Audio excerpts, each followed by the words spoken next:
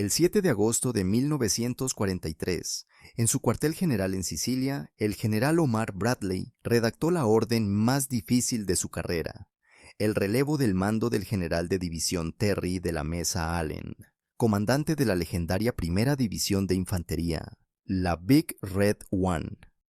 Allen, cuyas tropas habían ejecutado el primer asalto anfibio estadounidense en el norte de África, que habían luchado a través de Túnez, que acababan de capturar posiciones críticas en Sicilia, era amado casi religiosamente por sus hombres y temido por los alemanes que habían aprendido a evitar sus devastadores ataques nocturnos. Pero Bradley no lo relevaba por incompetencia, lo relevaba por ser demasiado exitoso de la manera equivocada, indisciplinado, insubordinado y completamente imposible de controlar. Lo que ni Bradley ni nadie más sabía era que Terry Allen no desaparecería en silencio. 11 meses después, comandando la 104ª División de Infantería, Allen ejecutaría una de las campañas más brutalmente efectivas de la guerra en Europa, demostrando a todos exactamente por qué despedir al luchador nocturno más temido de Estados Unidos había sido el mayor error de Bradley. Hoy revelamos la verdad completa sobre por qué Bradley despidió a Terry Allen y cómo la venganza de Allen se convertiría en leyenda. Para comprender por qué Omar Bradley tomó la extraordinaria decisión de relevar a uno de los comandantes de combate más exitosos del ejército estadounidense en medio de una campaña victoriosa, debemos primero entender quiénes eran estos dos hombres y por qué representaban filosofías completamente opuestas sobre cómo liderar soldados en combate. Omar Nelson Bradley había nacido el 12 de febrero de 1893 en Clark, Missouri, en una familia de clase trabajadora. Tranquilo, metódico, profundamente religioso, Bradley había ascendido en el ejército a través de competencia administrativa y planificación cuidadosa. Era el epítome del oficial profesional, correcto, por el libro, obsesionado con la disciplina y el orden. Cuando Bradley asumió el comando del segundo cuerpo en el norte de África en abril de 1943, reemplazando a George Patton, heredó una formación que había sido moldeada por la personalidad agresiva y teatral de Patton. Pero Bradley inmediatamente comenzó a remodelar el cuerpo según su propia imagen, más disciplinado, más convencional, más predecible. Terry de la Mesa Allen Jr., por otro lado, era todo lo que Bradley no era. Nacido el 1 de abril de 1888 en Fort Douglas, Utah, en una familia militar, Allen era un guerrero en el sentido más primitivo y visceral de la palabra. Había luchado en la expedición punitiva mexicana bajo Pershing en 1916. Había sido gravemente herido en la Primera Guerra Mundial, recibiendo la Estrella de Plata y la Legión de Honor francesa. Para 1943, a los 55 años, Terry Allen era un anacronismo viviente. Bebía pesadamente, fumaba incesantemente, maldecía como un marinero y lideraba desde el frente de una manera que hacía que incluso Patton pareciera cauteloso. Dormía en el suelo con sus hombres, comía raciones K cuando ellos comían raciones K, y personalmente reconocía posiciones enemigas bajo fuego. Pero lo que hacía a Terry Allen verdaderamente único, lo que lo hacía legendario entre sus tropas y aterrador para los alemanes, era su maestría absoluta del combate nocturno. En una era cuando casi todos los comandantes, estadounidenses y alemanes por igual, evitaban las operaciones nocturnas importantes debido a su complejidad y riesgo, Terry Allen las buscaba activamente. Había desarrollado toda una doctrina de infiltración nocturna, ataques sorpresa en la oscuridad y operaciones de comandos pequeñas que mantenían al enemigo en un estado constante de terror y agotamiento. Los alemanes que lucharon contra la Primera División de Infantería bajo Allen en Túnez y Sicilia desarrollaron un temor genuino a la oscuridad. Sabían que cuando caía la noche, los hombres de Allen vendrían, silenciosos, mortales, apareciendo desde direcciones imposibles, golpeando posiciones que se suponía eran seguras y desapareciendo antes de que pudiera organizarse una respuesta efectiva.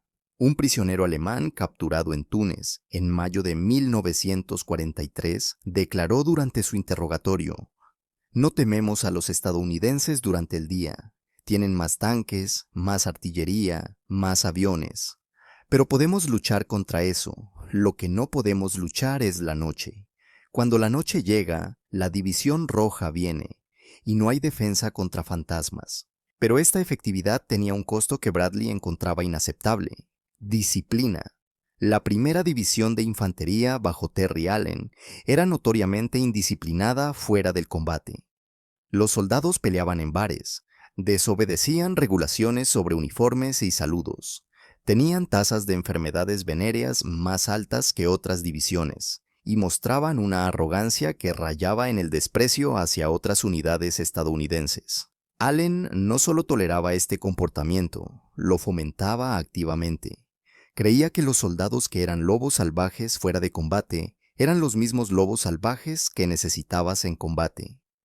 Creía que la disciplina rígida del libro de texto creaba soldados rígidos del libro de texto, buenos para desfiles pero inútiles en la niebla de guerra real. «Denme hombres rudos», Allen había dicho una vez a un oficial de Estado Mayor escandalizado, «y les daré victorias. Los hombres pulidos y disciplinados son hermosos en los desfiles, pero se rompen cuando las balas comienzan a volar». Era una filosofía que chocaba fundamentalmente con todo lo que Bradley creía sobre el liderazgo militar profesional.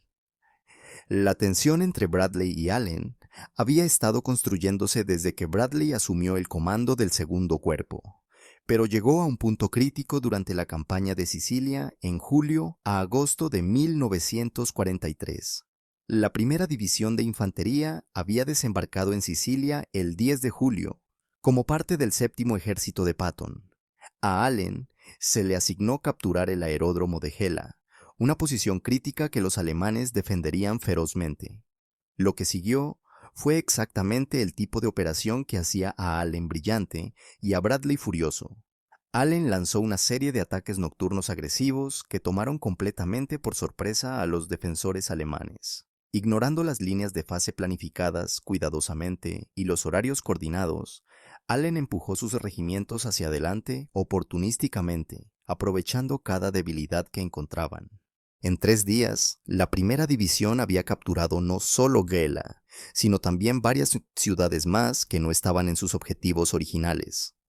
Fue una victoria brillante lograda a través de agresión implacable y flexibilidad táctica. Pero desde la perspectiva de Bradley fue un caos peligroso.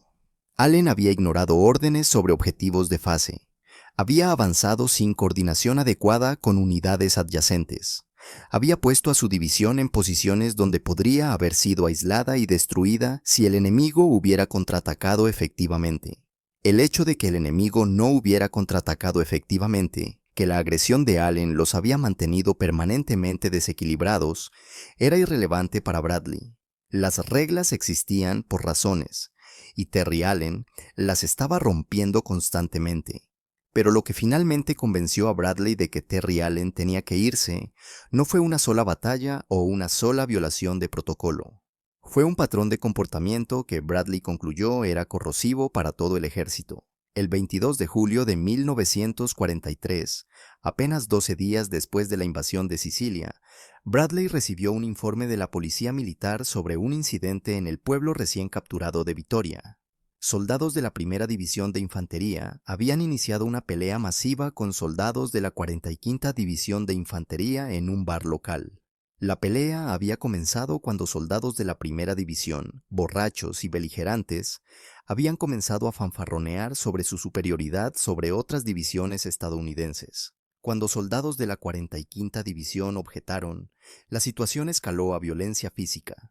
12 hombres habían sido hospitalizados. El bar había sido completamente destruido.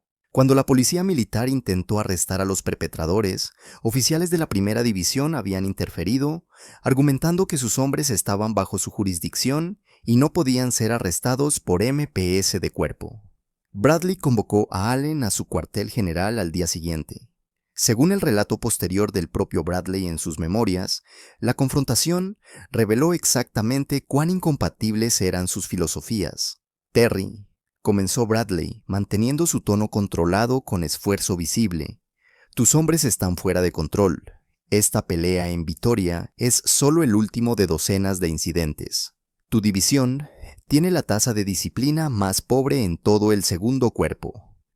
Allen, según Bradley, se reclinó en su silla, encendió un cigarrillo sin pedir permiso y respondió con palabras que sellarían su destino. Brad, mis hombres son luchadores. Son los mejores soldados de combate en este ejército. Cuando no están luchando contra alemanes, van a luchar entre ellos o contra cualquier otro que los mire mal. Así es como son, y no voy a cambiarlos en soldados de desfile para hacer felices a los generales de Estado Mayor. Bradley sintió que su paciencia se agotaba. No estoy pidiendo soldados de desfile, estoy pidiendo disciplina básica.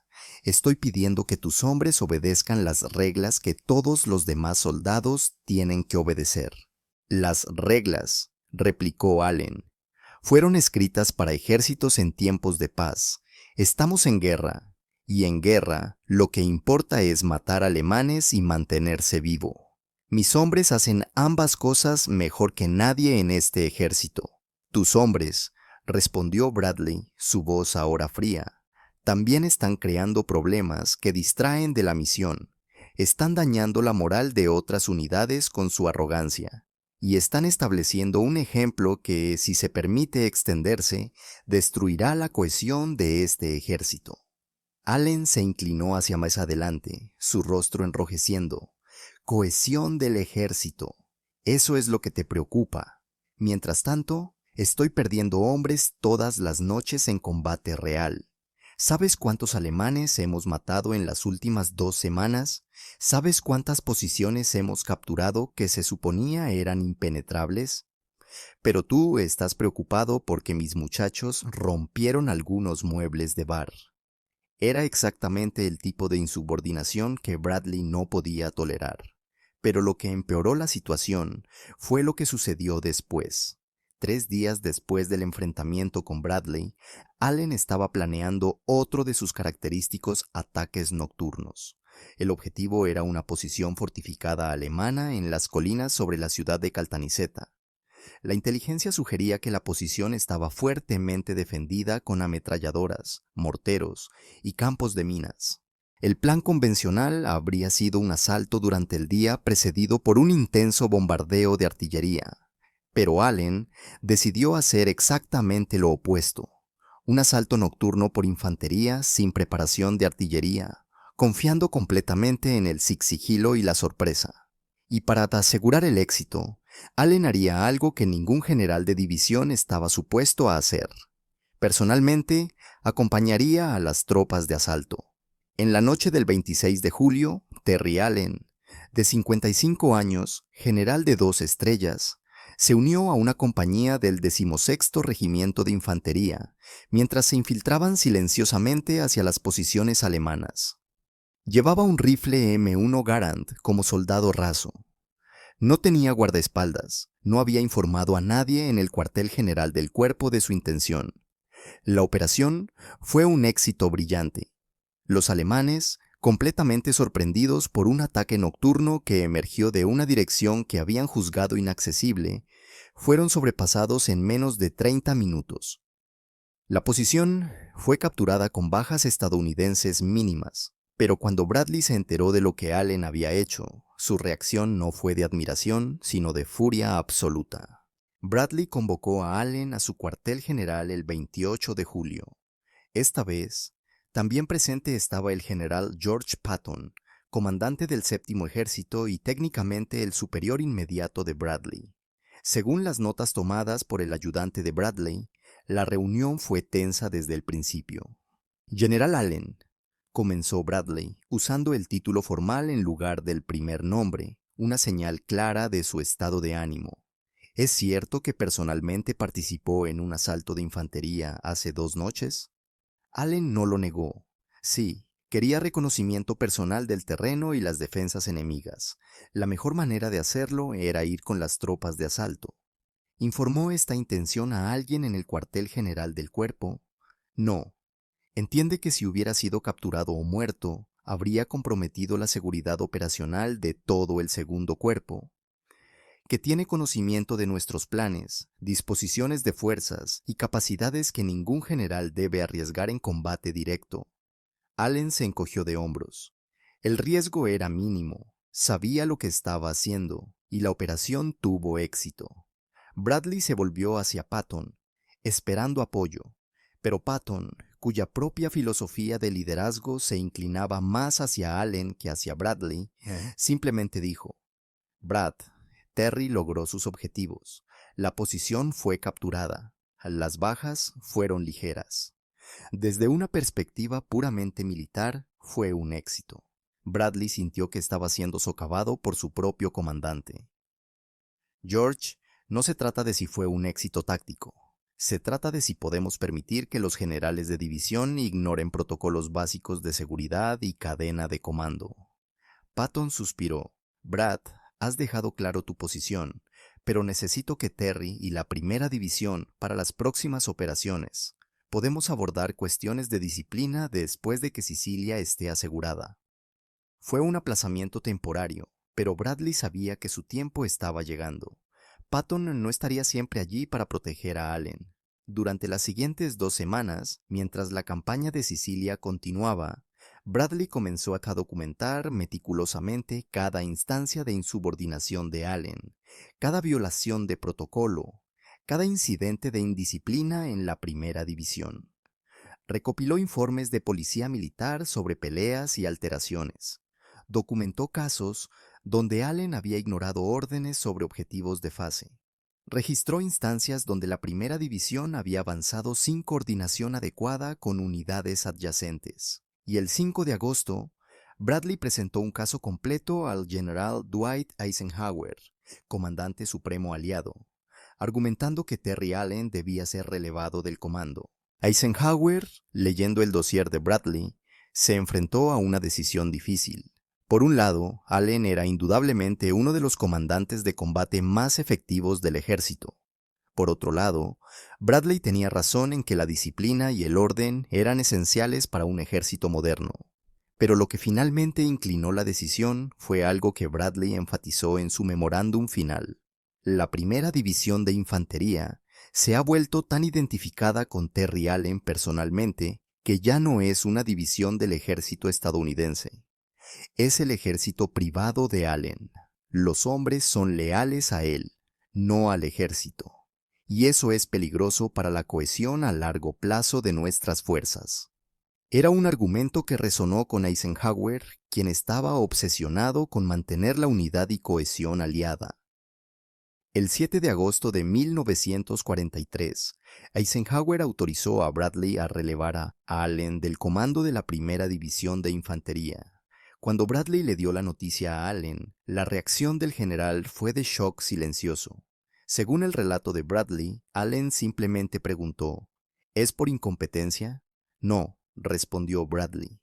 Tu récord de combate es excelente, pero tu división se ha vuelto ingobernable aparte del combate, y tu liderazgo personal, aunque valiente, es imprudente para un general de división.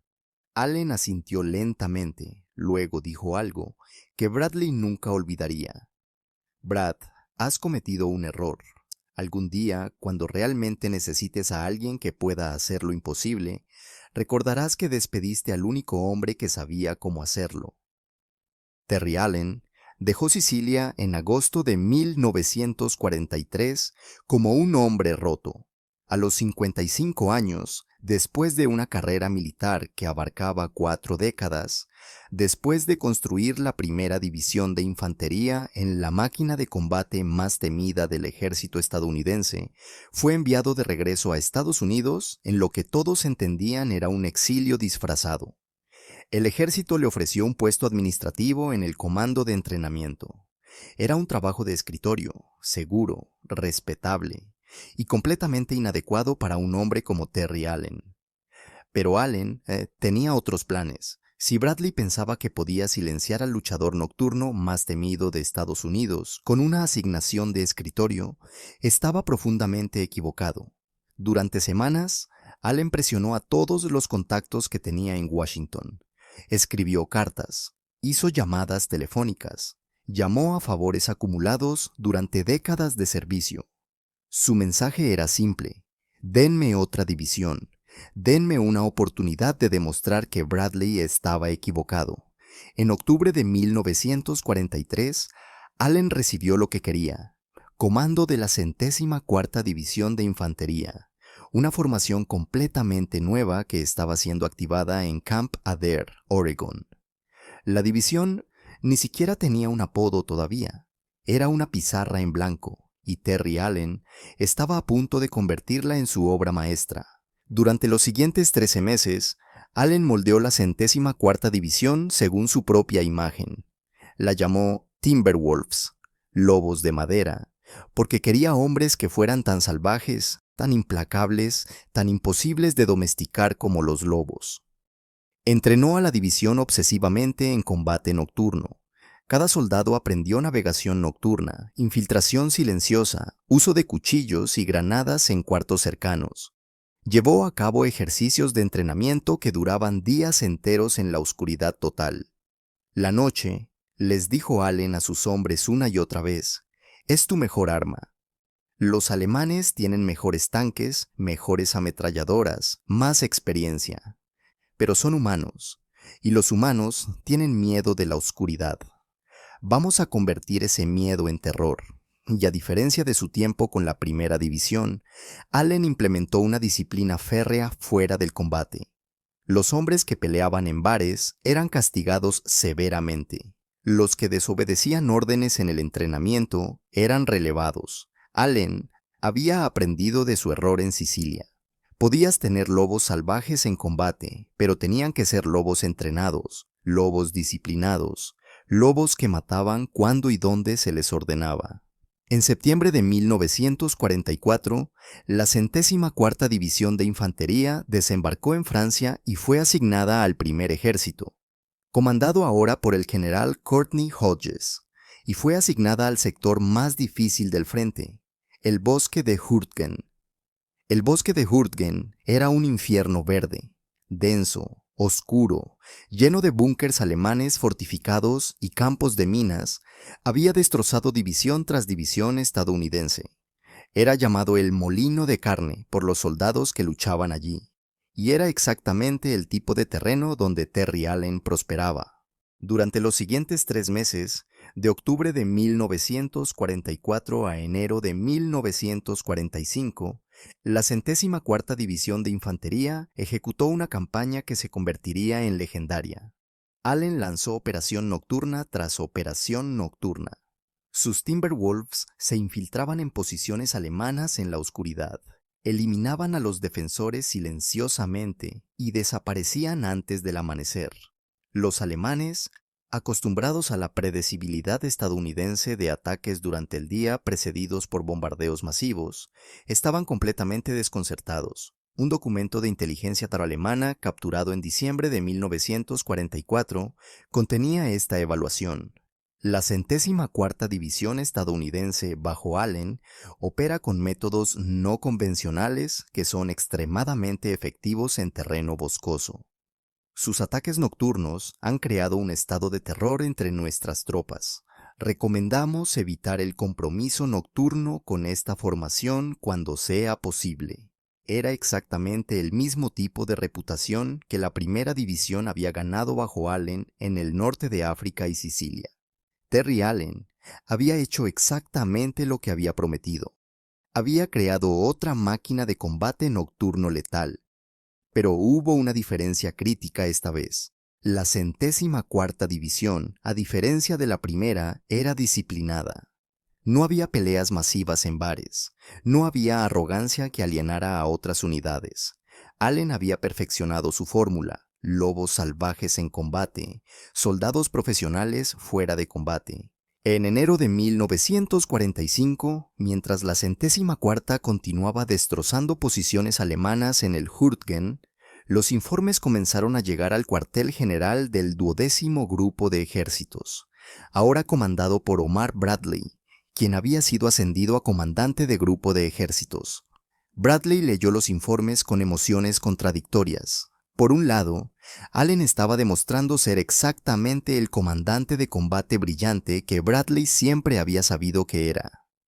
Por otro lado, estaban haciendo exactamente las cosas que Bradley había argumentado eran inaceptables.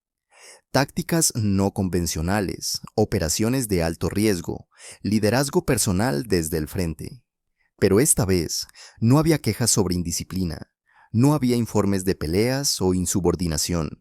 Allen había aprendido a jugar el juego del ejército mientras mantenía su núcleo de guerrero intacto. En febrero de 1945, Bradley hizo algo extraordinario. Visitó personalmente a la 104ª División en el campo. Fue un reconocimiento tácito de que Allen había demostrado su punto. Según testigos de la reunión, Bradley extendió su mano a Allen y dijo: «Terry, la 104ª ha tenido un desempeño sobresaliente. Tus hombres son una formación de combate de primera clase». Allen, nunca uno para perder la oportunidad de un comentario mordaz, respondió: «Gracias, Brad, pero ya lo sabías en Sicilia. Simplemente no te gustaba cómo lo lograba». Bradley no respondió directamente, pero años después en sus memorias escribió: «Terry Allen era uno de los mejores comandantes de combate que tuve, pero en 1943 creí que su método era demasiado caótico, demasiado arriesgado. En retrospectiva, tal vez estaba equivocado sobre cuánto control un comandante de cuerpo necesita ejercer sobre divisiones individuales. Allen demostró que podías tener disciplina táctica sin uniformidad rígida». Era lo más cercano a una admisión de error que Bradley jamás haría. La 104ª División de Infantería bajo Terry Allen continuó luchando hasta el final de la guerra, cruzando a Alemania, liberando ciudades y finalmente haciendo contacto con fuerzas soviéticas cerca del río Elba en abril de 1945. Terry Allen, quien había sido despedido en desgracia en agosto de 1943, terminó la guerra como uno de los comandantes de división más condecorados del ejército estadounidense. Recibió múltiples estrellas de plata, la Legión de Mérito y la Estrella de Bronce. Más significativamente, se ganó el respeto de cada soldado que sirvió bajo su comando. Cuando la guerra terminó, Allen se retiró del ejército en 1946. Vivió hasta 1969. Muriendo a los 81 años en El Paso, Texas.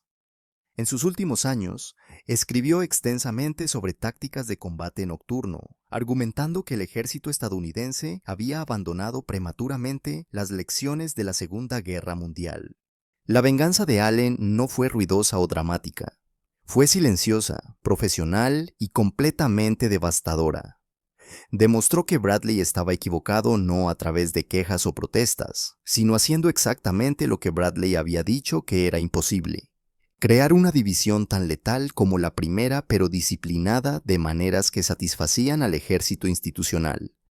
La historia de por qué Bradley despidió a Terry Allen y cómo Allen se vengó revela una tensión fundamental en los ejércitos modernos: el conflicto entre creatividad individual y conformidad institucional, entre el genio indisciplinado y la competencia profesional confiable. Bradley creía en sistemas, en procesos, en la idea de que los ejércitos funcionan mejor cuando todos siguen las mismas reglas. Allen creía en resultados, en que las reglas son herramientas, no religiones, y que diferentes situaciones requieren diferentes aproximaciones. Ambos hombres tenían razón, y ambos estaban equivocados.